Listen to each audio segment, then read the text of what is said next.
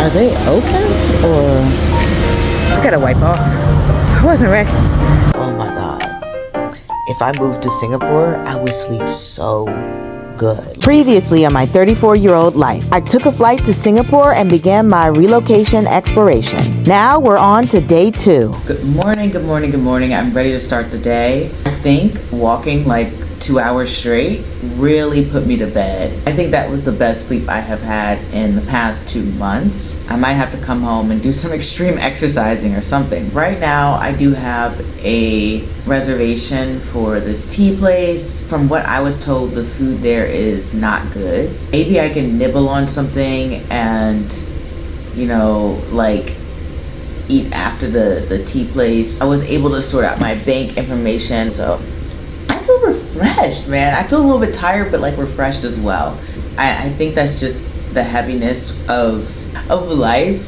I was speaking to my therapist. She was telling me that, hey, like don't even worry about coming back. Just worry about gathering data so you can decide if this is where you want to live. But yeah, that is it. Let's get started before I'm late. And this is my outfit if you guys wanted a fit check. Let's go. Let's go. On my way to my first stop, I saw this car vending machine. I wish I got the opportunity to stop by. So part of my relocation assessment is getting an understanding of how easy it is for me to move around. And so far, I found Singapore extremely walkable. This is apparently it. To say I was concerned when I saw the sign on the ground is an understatement. But I kept moving forward like a character in a horror movie. Sometimes you just gotta roll the dice. Are they open or? Turns out, yes, they were open, but they were definitely unprepared. I booked an 11 a.m. appointment through their Instagram, which apparently they forgot about. If you don't know, this tea place went viral on TikTok for essentially just being aesthetically pleasing. And as someone who likes beautiful things, I had to show up. Now, I was the only person in the restaurant, which wasn't surprising. I'm sure most people were at work. Still, it would have been nice to have other customers to interact with. If I'm gonna move to Singapore, I want the full lay of the land. Anyway, it wasn't long before my tea was delivered and my full meal set was complete. The tea was perfectly fine, but nothing to write home about. And despite the mixed reviews, I actually enjoyed the snacks. Overall, I felt it was a pretty relaxing way to start my day. After breakfast, it was back to walking and neighborhood scouting. I feel like walking gives me a different feel for the city, which I can't experience in a car or on the metro. So I've been walking. I'm almost there. I'm gonna stop at the Shell gas station. Maybe they have like a fan or napkins, because I gotta wipe off. I wasn't ready.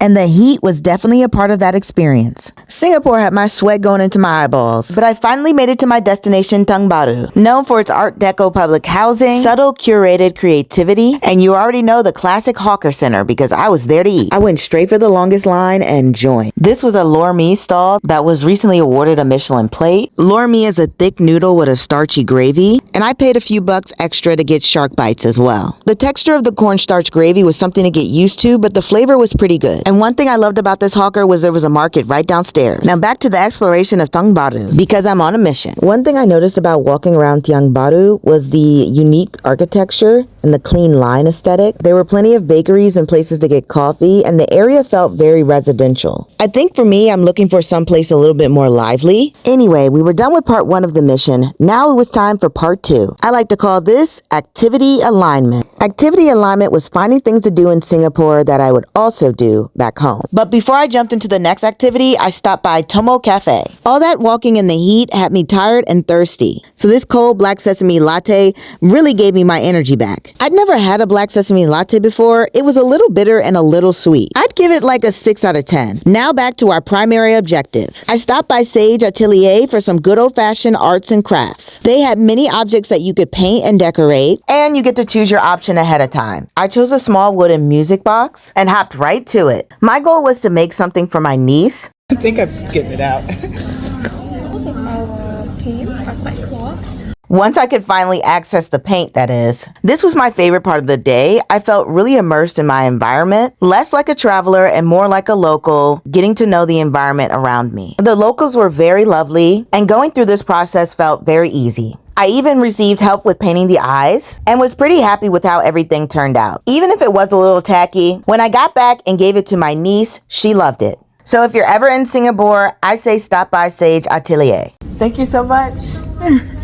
You too. So after adults, arts, and crafts, I went back to the hotel and straight to dinner. Today I was having the poisonous pufferfish, which I originally had in Japan. It was an 8-course meal experience. Everything's prepared pretty much in front of you. The entire staff speaks Japanese, and one of the customers let me know that the ladies loved my nails. It was honestly good vibes all around, and the food was incredible. I'll be honest, it did make me miss Japan just a little bit, but if I were to live in Singapore, that flight to Osaka or Tokyo would just be 6 to 7 hours. After dinner, I decided to walk back. I was really enjoying the attractions and the warm weather. I feel like my second day was a success. I was able to get a better feel for Singapore. All right, I made it back to the hotel. I'm very dedicated to my channel, so I went live, messaged some family, checked some emails to make sure I didn't miss anything, and I've been very upset because I've been very full, and I'm like, am I full or am I gassy?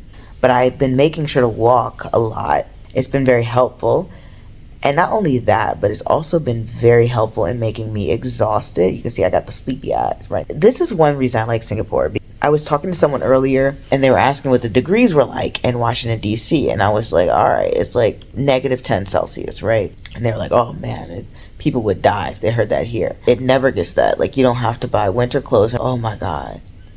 If I moved to Singapore, I would sleep so good. Like a long, hot walk, then a hot shower or a hot tub situation. I'm knocked out. And I love having a walkable city that's like safer than America. Look at my skin. My skin has never looked better, so I'm loving Singapore for that. But let's figure out the morning situation tomorrow. It's been a good day. Bye, guys.